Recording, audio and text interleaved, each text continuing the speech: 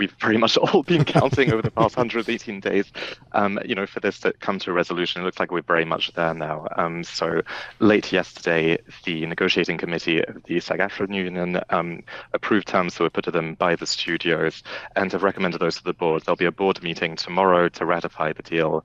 And my understanding at the moment is that the increase in the terms of the overall deal add up to about $1 billion. So it's a very significant win on the actors' side, it looks like. They also sought very robust protections as it relates to the use of artificial intelligence concerning the actors' likeness.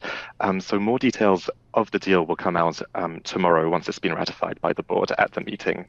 So, Thomas, you're saying this is a win for the actor side, but we see Disney stock up substantially in a down market. Obviously, this has to be a positive, and that's before we even start looking at Netflix or Apple or Amazon, anyone else with an interest in this. Why did this take so long to reach this agreement? Was this a win-win? It's a very good question. I think it certainly is a win overall for the town. I mean, Hollywood has been desperate to get back to work ever since the writers walked off the job back in May, seeking better terms in their own contract. The DGA, which represents the directors, was able to get more favorable terms, and there was no need for a strike there, they argued.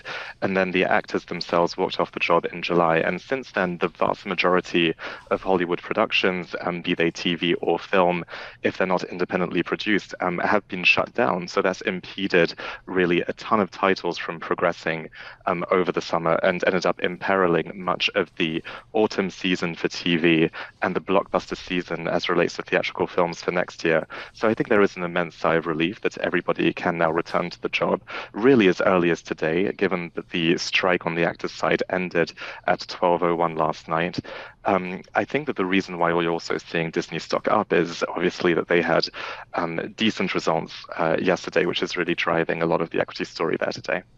Yeah, I want to talk more about Disney in just a few minutes, Thomas, but I want to make sure we hit every constituency here. So we just had Barry ask you about the companies. You talked about the workers. What about people like me who, after a long day at work, want to go home and stream something on Hulu, Netflix, or HBO? I guess I got to call it Max now. I'll still call it HBO, though. What happens to the release schedule of everything that was kind of put on hold over the last few months? When does that start to trickle out and hit the platforms? Well, look, it's going to be very interesting to observe that. I mean, certainly on both the streaming side and on the theatrical release side, a number of people are going to be playing around with their schedules, maybe seeking better dates to accommodate productions that are going to be wrapping up later than planned, and really strategizing around what are the best titles to put out either as soon as possible if they're complete, those that will benefit from being promoted by the actors in them. There's going to be a number of conflicts, I think, certainly in trying to get actors both promoting existing titles and also shooting upcoming titles. So it's going to be very interesting to see how that plays out. I mean, even as early as yesterday, we saw in the immediate aftermath of a deal being announced, Sony moved their Venom title by a few months. And I think it remains to be seen exactly what the film slate looks like for next year on the basis that it's not necessarily fixed. I think a lot of studios will still be evaluating whether the current dates they've set for their titles still make sense for them. So what do you make of what's been going on in the movies that have been out? We've seen some giant blockbusters. You had Oppenheimer, we had Barbie, we had Top Gun, and now the new Taylor Swift movie. But between those tentpole films, it's kind of been a vast wasteland. What does it say about the future of cinema as entertainment?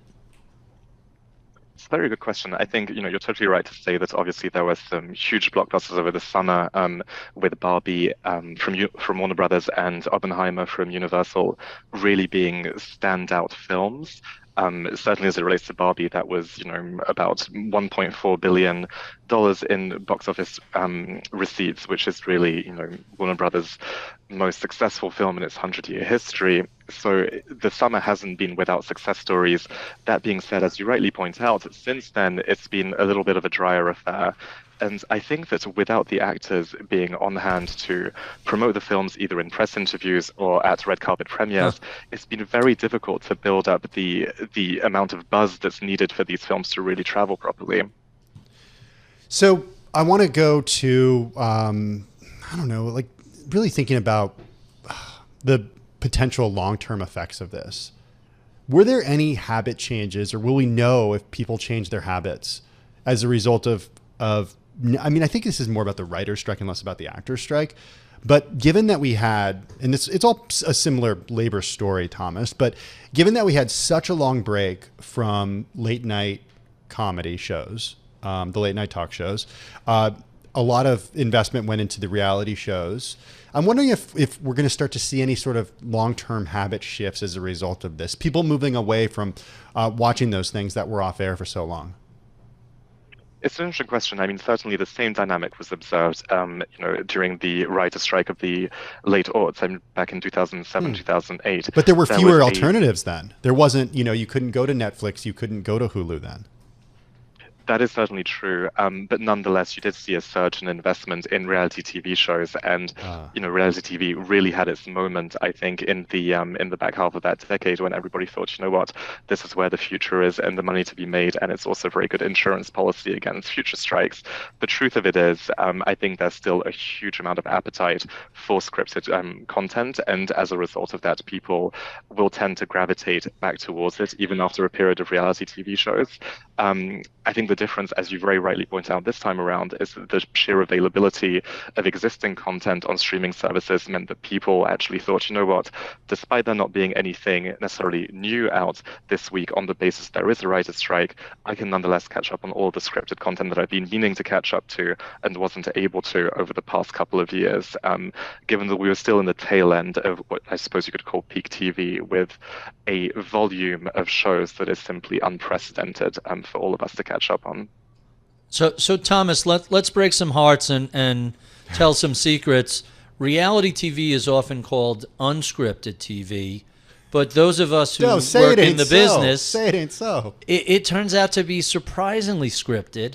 How were they able to get around a writer's strike when everything you see is edited, manipulated, structured, based on some showrunner driving the narrative, driving the storyline?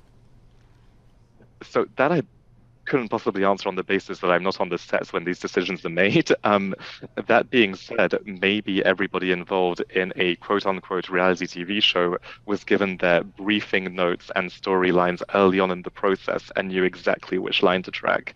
But that's purely an assumption on my part, and I'm speculating now. So, yeah, with the absence of actually sitting on these sets, I couldn't possibly know. Okay, Thomas, give me 30 seconds on Disney. I promised we'd save a little bit. You wrote the story on earnings. You were on the call yesterday. We know about the cost cutting. Give us your take day two. Yeah, it's very interesting. I mean, so Bob Iger has pledged to cut an extra $2 billion out of the business, bring the total tally of cost cuts on an annualized basis to $7.5 billion. And I think that what it really does is it complicates the narrative for billionaire activist investor Nelson Peltz, because it seems as though Bob has really taken an approach now to favor operational gearing, to get the company back to growth. And so I think that it complicates the narrative for an activist investor to come in and say, look, this is what I do differently, because it seems as though at this point, Bob is trying his best to activate from within.